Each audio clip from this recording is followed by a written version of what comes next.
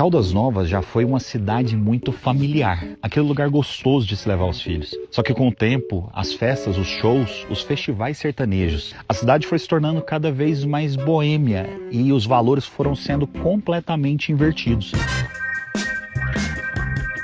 Fala, seus mal diagramados. Dias atrás, correu pela internet o depoimento de um integrante dos Legendários criticando a boemia da cidade de Caldas Novas.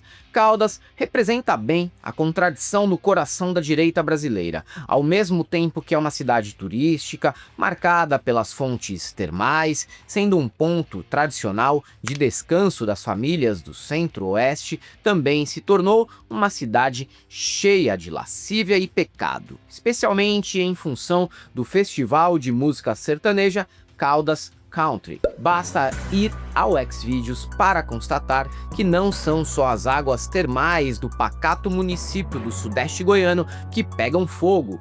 Juntamente com essa notícia, veio a divulgação do desejo do prefeito de Cuiabá, Abílio Brunini, de que a capital mato-grossense tivesse mais igrejas do que bares. O município de Cuiabá tem que ser mais amigo das igrejas. É isso que eu estou querendo dizer. Facilitar a instalação de igrejas no município de Cuiabá. E dessa forma eu coloquei, eu gostaria que um dia Cuiabá tivesse mais igrejas do que bares. Fica evidente nessas duas notícias aparentemente desconexas o mesmo problema não assumido pela direita brasileira, a contradição e complementaridade entre o bar e a igreja, que por mais que os pastores coloquem como universos distintos, pelo menos as igrejas não conseguem viver sem a outra ponta dessa relação. Já os bares, bem, raramente eu vejo o pé inchado falando que foi salvo da vida de igrejeiro quando passou um dia virando corote na adega da esquina. Toda igreja deve ser vista como o que é de fato, um negócio. E para se manter, seus empreendedores, os pastores, precisam de uma fonte de extração de riqueza. Não se enganem, boa parte da crítica que pastores fazem ao Estado, à política e à esquerda não passa de uma disputa por recursos escassos, no caso, o dinheiro dos cidadãos. Impostos, taxas, gastos com órgãos e empresas públicas e servidores. Tudo isso é visto como recurso que poderia cair não na conta de um governo democraticamente eleito submetido às regras do bom uso republicano do erário. Para eles, sempre é um recurso que poderia ser revertido para a obra de Deus ou, sem dourar a pílula, para os bolsos dos pastores. A concepção de uma igreja cristã substituindo o Estado laico em suas funções básicas é algo que cada vez mais se torna moeda corrente entre as lideranças crentes, por mais que não seja abertamente assumido. A tensão entre o SUS e as comunidades terapêuticas reflete perfeitamente essa disputa por mercado entre o Estado brasileiro e as igrejas.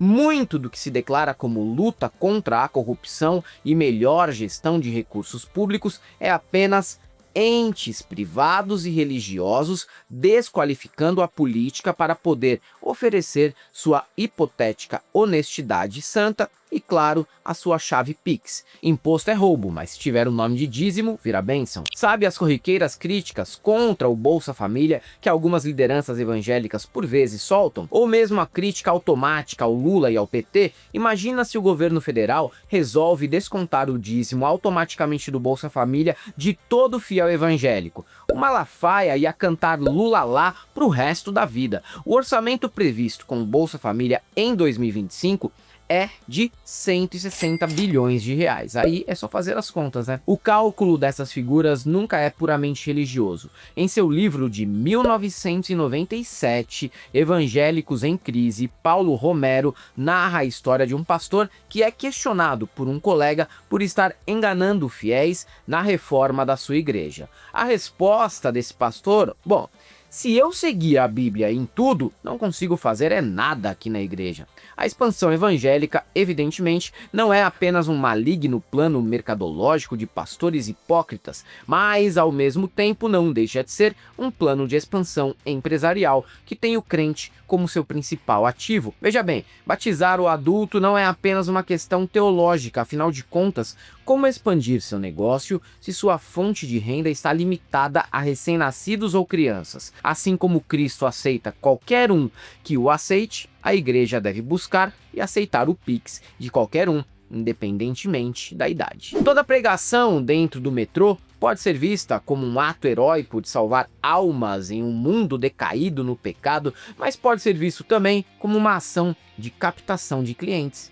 Se existe uma chave para a sedução evangélica, ela vai além do clichê sociológico das igrejas ocuparem os espaços vazios que o Estado deixou nas periferias. Não é apenas isso. Se tornar crente é iniciar uma nova vida, uma vida melhor que a anterior, é renascer em Cristo. E por isso, eles precisam de pessoas desgarradas, fudidas e desestruturadas. Eles precisam disputar com a esquerda e o Estado o que Marx chamava de lumpenproletariado, aquela fatia mais marginalizada da sociedade, pessoas que não participam diretamente da produção econômica e que vivem à margem do sistema, muitas vezes por meios ilegais ou informais, o que combina completamente com o discurso antissistema deles, inclusive. Não se quer oferecer um modo de vida alternativo ao capitalismo, mas apenas disputar os recursos disponíveis dentro dele. Por isso, sem esse aspecto de mudança radical na existência das pessoas, como a igreja vai provar sua eficácia? Parede preta, cores sóbrias e banda tocando worship por si só não atrai muita gente. O que dá resultado é o milagre de endireitar vidas, tirá-las das garras das drogas, da putaria, da bebida e da vagabundagem. É tirá-las da balada e do bar, em resumo. Afinal de contas, que história é mais impactante? Do pastor que foi e voltou do inferno ou a conversão do primo rico? Isso sem contar que muita gente tá zerando a quilometragem moral e fazendo reposicionamento de marca nessas de virar crente. No fim, todos acham que estão ganhando. Meu ponto aqui é bem mais simples. Sem o mundo do bar, da putaria do Caldas Country, da suruba no baile de carnaval, a igreja não tem como crescer. É como um motor a combustão negando a eficácia do petróleo. E nisso, tanto a posição do Brunini como a do Legendário diante do mundo do boteco chegam na contradição mortal dentro não só da direita, como da própria família brasileira. A contradição e interdependência entre bar e igreja. Ou, parodiando o ensaio clássico de Antônio Cândido, estamos diante não da dialética da malandragem, mas da dialética da crentaiagem. O mesmo mundo afundado em pecado que eu combato é o mundo que dá sentido à minha missão. Destruí-lo, em definitivo, é dar um tiro no próprio pé. Na Cuiabá sem bares de Brunini, quanto tempo as igrejas vão sobreviver? Mas essa contradição não é só do mundo crente, é uma contradição interna ao mundo sertanejo. O putanheiro que faz sexo público durante o Caldas Country é o mesmo que considera sua mãezinha uma santa e que deve estar caminhando quilômetros todo ano para pagar promessa na cidade de Trindade. Sua surubinha de leve em cima de uma F1000 reflete apenas o hedonismo caipira do sertanejo: dinheiro, bebida, sexo ruim e chifre de qualidade. A igreja pede sacrifício, pede a oferta, assim como Deus exigiu Isaac de Abraão. Já a vida sertaneja exige não sacrifício, mas a sofrência, esse masoquismo que mistura uma sexualidade boba e meio doentia com um desejo compulsivo em ser traído. É a ética classe média da casa de swing. Ok, você pode até comer minha esposa enquanto eu bato uma, mas tudo no respeito e sem viadagem.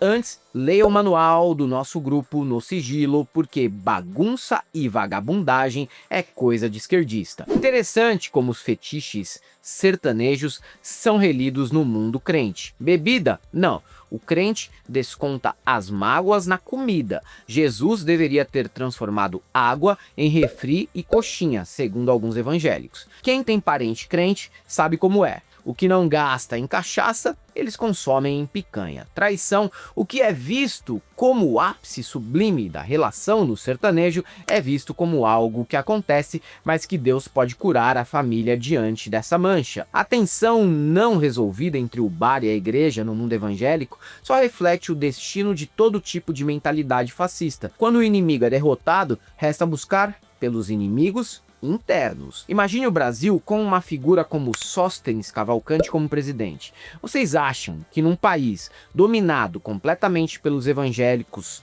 católicos teriam vez? Em quanto tempo um evangelistão de fato botaria o santuário de Aparecida no chão? Antes ou depois de terem incendiado os bares, o sambódromo, o STF e as universidades públicas? Talvez a notícia que sintetize esse novelo de contradições seja algumas das últimas notícias envolvendo a separação da Virgínia e do Zé Felipe. Exposição, explorações às filhas, casas de apostas, distorção patológica da própria imagem, divulgada para milhões de pessoas online. Mas sei lá, carnaval no Rio não parece ser coisa de família, né? Ao que parece, é uma família católica, para vocês compreenderem que esse novo espírito do tempo em que vivemos, esse encrentelhamento do brasileiro, não é algo restrito aos evangélicos. Hoje, eles querem acabar com a putaria em Caldas Novas e amanhã vão acabar com o quê ou com quem? Isso aí, galera. Para quem gosta do nosso canal,